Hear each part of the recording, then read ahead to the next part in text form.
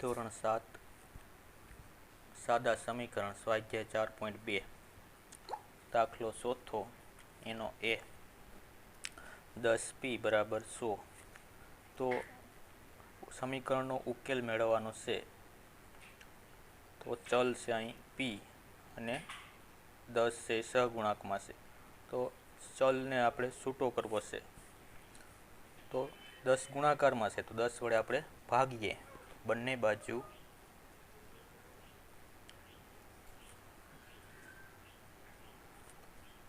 10 વડે ભાગતા આથી 10p એને ભાગ્યા 10 બરાબર 100 એને ભાગ્યા 10. હવે ડાબી બાજુ 10 10 દૂર થઈ જશે. અંશ અને છેદમાંથી 10 10 દૂર કરીએ તો p બરાબર અહીં શૂન્ય શૂન્ય નીકળી જશે તો 10 ના છેદમાં 1 એટલે કે ખાલી 10 વધશે. તો આપણને p બરાબર મળશે 10. ત્યારબાદ દાખલો b 10p વત્તા 10 બરાબર 100. આથી હવે સૌપ્રથમ અહીંયા સરવાળામાં 10 છે તેને આપણે દૂર કરશું. ત્યારબાદ ગુણાકારમાં 10 છે તેને દૂર કરશું. તો સરવાળામાં 10 છે તેને દૂર કરવા માટે તેની વિરોધી નિશાનીવાળી સંખ્યા ઉમેરીએ. તો 10ની વિરોધી નિશાનીવાળી સંખ્યા વત્તા 10 છે તો ઓછા 10. તો બંને બાજુ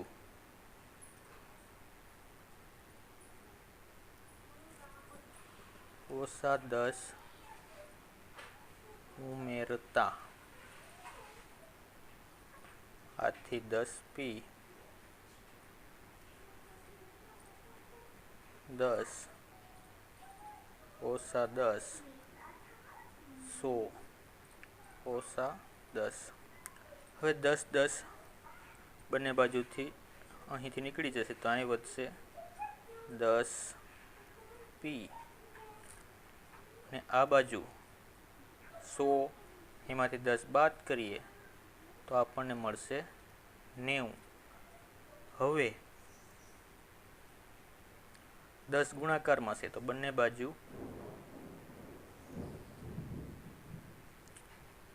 10 વડે ભાગતા તો 10p એને ભાગ્યા 10 90 ભાગ્યા 10 માટે 10 10 દૂર થઈ જશે. અહીં વધશે p અને અહીં શૂન્ય શૂન્ય નીકળી જશે તો અહીં શૂન્ય શૂન્ય દૂર થઈ જાય તો અહીં વધશે 9.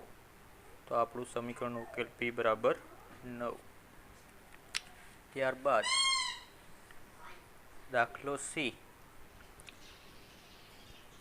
p ભાગ્યા 4 બરાબર 5. તો બંને બાજુ ભાગાકારમાં 4 છે તો આપણે ગુણાકાર કરશું. 4 વડે ગુણતા તો p ભાગ્યા 4 એને ગુણ્યા 4 5 ગુણ્યા 4 આથી p ભાગ્યા 4 ગુણ્યા 4 4 4 દૂર થઈ જશે વધશે p અને 5 ગુણ્યા 4 520. આથી આપણો ઉકેલ મળશે p બરાબર 20. ત્યારબાદ દાખલો d ઓછા p ભાગ્યા 3 બરાબર 5. તો 3 આપણે ભાગાકારમાં છે દૂર કરવા માટે શું કરવું પડશે? 3 વડે ગુણાકાર. તો બંને બાજુ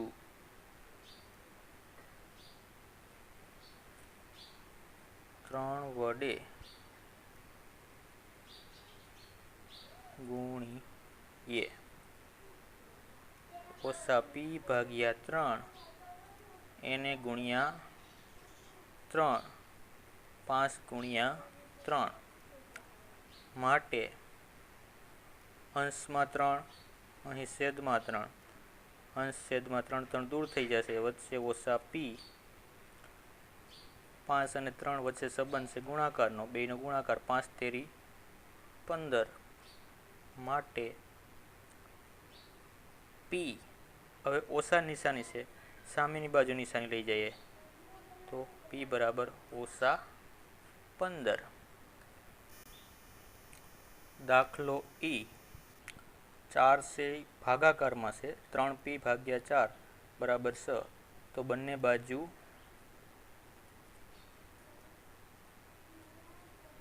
4 અથવા 3/4 છે, તો તેની વ્યસ્ત સંખ્યા વડે ગુણી નાખીએ તો તેની વ્યસ્ત સંખ્યા છે 4/3 વડે ગુણતા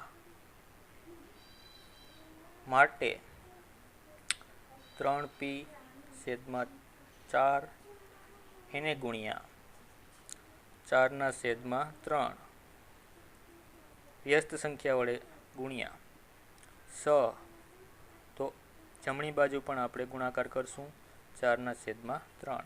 હવે 4 4 દૂર થઈ જશે, 3 3 દૂર થઈ જશે, માટે વધશે પી 624 એને ભાગ્યા 3.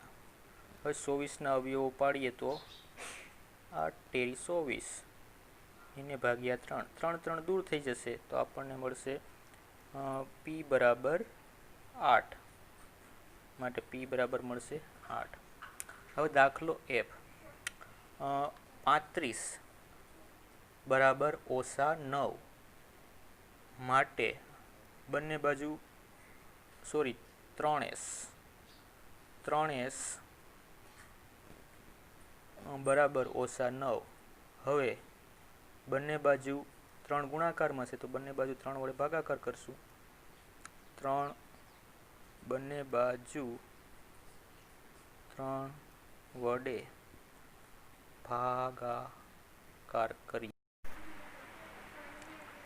બંને બાજુ 3 વડે ભાગાકાર કરીએ, આથી 3s ભાગ્યા 3 બરાબર ઓછા 9 એને ભાગ્યા પણ 3.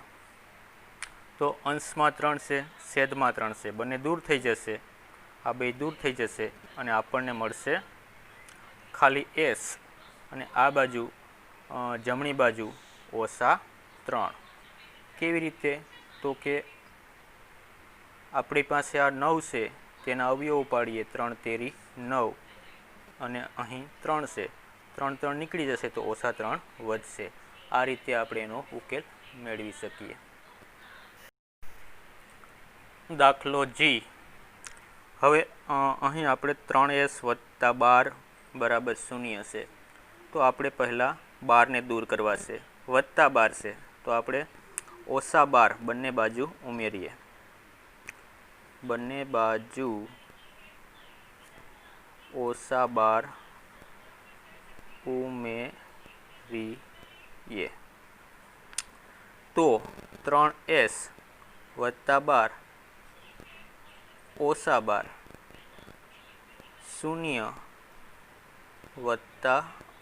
ઓછા 12, કેમ કે બંને બાજુ આપણે ઓછા ઉમેરવાના છે. હવે વિરુદ્ધ નિશાની વત્તા 12 ઓછા 12 તે દૂર થઈ જશે, તો અહીં વધશે 3s અને અહીં ઓછા 12. હવે s 3s બરાબર ઓછા 12, તો 3ને દૂર કરવા છે, 3 ગુણાકારમાં છે, તો 3 વડે ભાગાકાર કરી નાખીએ, 3s ભાગ્યા 3 ઓછા 12 ભાગ્યા 3 માટે મળશે s 3 ચોક 12, 3 ચોક 12, આપણે 12ના અવયવો પાડીએ, એક પદ વધારી દઈએ, 3 ચોક 12 નીચે 3 3 નીકળી જશે અહીં, તો આપણને મળશે s બરાબર ઓછા 4. અહીંયા કૌંસમાં લખવું હોય તો બંને બાજુ 3 વડે ભાગતા. હવે એવી જ રીતે દાખલો એચ, તો અહીં 3s શૂન્ય, એસ છે ગુણાકારમાં છે, તો બંને બાજુ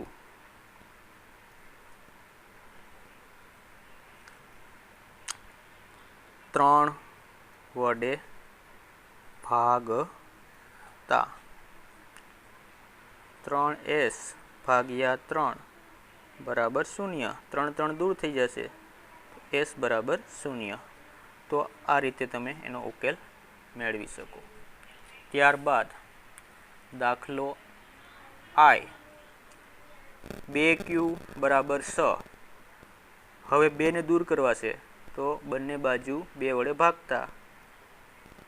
બંને બાજુ 2 વડે ભાગતા.